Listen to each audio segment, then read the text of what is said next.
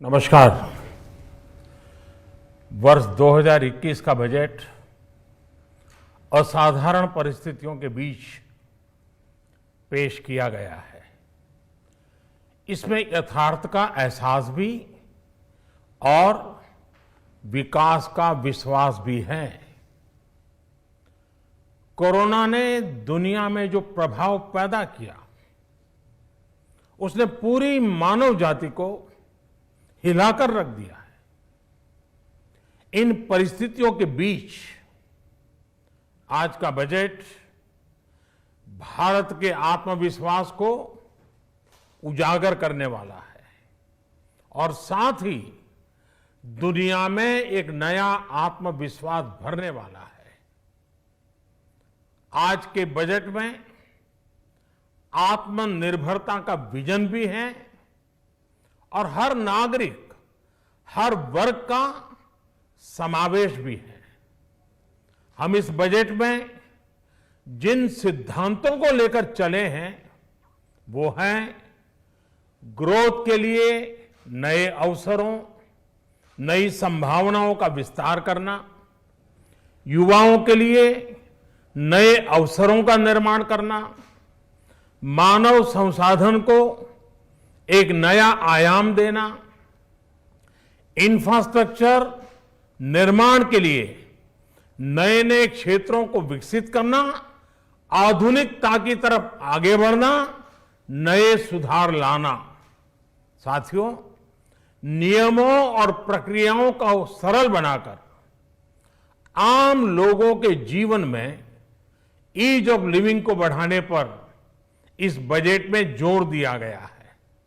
ये budget individuals, investors, industry और साथ ही इंफ्रास्ट्रक्चर सेक्टर में बहुत सकारात्मक बदलाव लाएगा।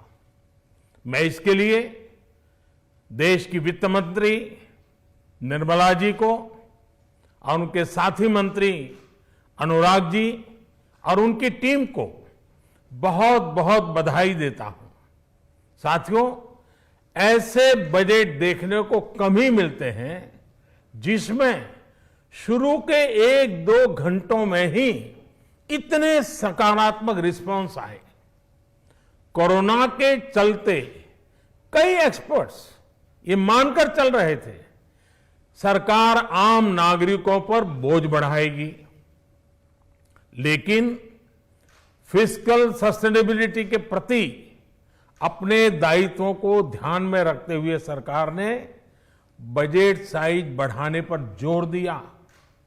हमारी सरकार ने निरंतर प्रयास किया है कि बजट ट्रांसपेरेंट होना चाहिए। मुझे खुशी है कि आज अनेक विद्वानों ने इस बजट की ट्रांसपेरेंसी की सराहना की है। साथियों, भारत कोरोना की लड़ाई में रिएक्टिव होने के स्थान पर हमेशा ही प्रोएक्टिव रहा है।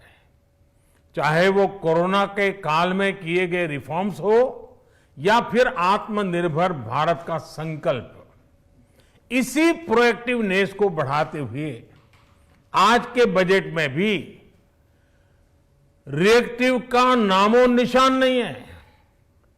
साथ ही हम एक्टिव पर, स्टेटस को पर भी अटके नहीं हैं और हमने इस बजट में भी प्रोएक्टिव बजट देकर के देश के सामने प्रोएक्टिव होने का संदेश दिया है।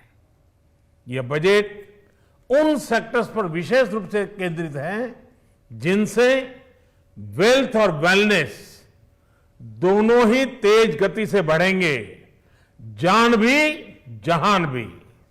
इसमें एमएसएमईज और इंफ्रास्ट्रक्चर पर विशेष रूप से जोर दिया गया है। इसी तरह ये बजट जिस तरह से हेल्थ केयर पर केंद्रित है वो भी अभूतपूर्व है। ये बजट देश के हर क्षेत्र में विकास यानी ऑल राउंड डेवलपमेंट की बात करता रहता है। खास तौर पर मुझे खुशी है कि इस बजट में दक्षिण के हमारे राज्य, पूर्वोत्तर के हमारे राज्य और उत्तर में लेह लद्दाख जैसे क्षेत्रों में विकास पर विशेष ध्यान दिया है। ये बजट भारत के कोस्टल स्टेट्स जैसे तमिलनाडु, केरल, पश्चिम बंगाल, इनको एक बिजनेस पावर हाउस बनाने की दिशा में एक बड़ा कदम उठाए। नॉर्थ ईस्ट के राज्य जैसे असम के अनएक्सप्लोर्ड पोटेंशियल को टैप करने में बजट बहुत बड़ी मदद करेगा। इस बजट में जिस तरह से रिसर्च एंड इनोवेशन इकोसिस्टम पर बल दिया गया है, जो प्रावधान किए गए हैं, उनसे हमारे युवाओं को ताकत मिलेगी। भारत उज्जवल भविष्य के लिए बहुत ठोस कदम रखेगा। साथियों, देश के सामान्य मानवी का, महिलाओं का जीवन आसान बनाने के लिए उनके स्वास्थ्य, स्वच्छता, पोषण, शुद्ध जल और अवसरों की समानता, इस पर इस बजट में विशेष बल दिया गया है।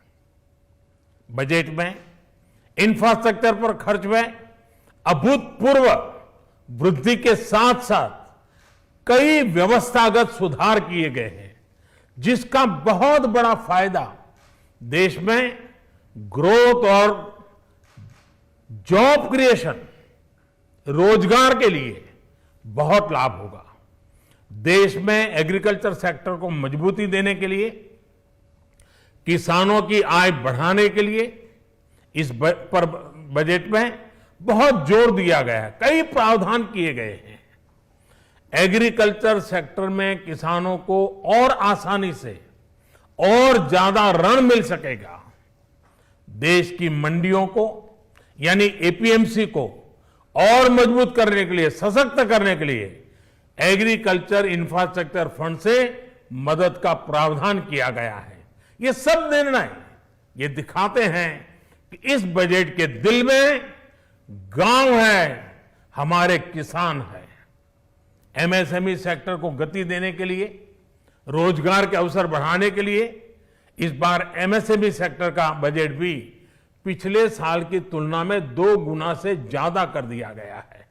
साथियों, ये बजट आत्मनिर्भरता के उस रास्ते को लेकर आगे बढ़ा है जिसमें देश के हर नागरिक की प्रगति शामिल है। ये बजट इस दशक की शुरुआत की एक मजबूत नींव रखने वाला बजट है। सभी देशवासियों को आत्मनिर्भर भारत के इस महत्वपूर्ण बजट के लिए मैं बहुत बहुत शुभकामनाएं देता हूं। फिर से एक बार वित्त मंत्री जी और उनकी टीम को बहुत बहुत अभिनंदन करता हूं, धन्यवाद करता हूं। नमस्कार, मैं हूं मानक गुप्ता। अगर आपको हमारा ये वीडियो पसंद आया हो तो इसे लाइक और शेयर जरूर करें, और हां, हमें सब्सक्राइब और फॉलो करना ना भूलें ताकि आप देश और दुनिया की कोई खबर मिस ना करें। तो जुड़े रहिए हमारे साथ और देखते रहिए न्यूज़ 24।